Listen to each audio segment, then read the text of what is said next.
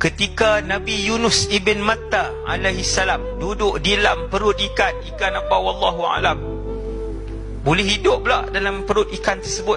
Kajian sains hari ni bagi tahulah kita boleh hidup berapa hari dalam perut ikan paus yang biru tu, wallahu alam.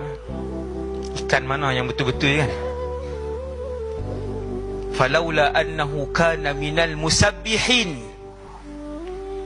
kalaulah Yunus itu bukan dari kalangan orang yang membanyakkan tasbih ketika berada di dalam perut ikan itu, lalabitha fi batnihi ila yaumi yub'atsun, nescaya Yunus akan kekal di dalam perut itu, tidak dikeluarkan sampai hari kiamat.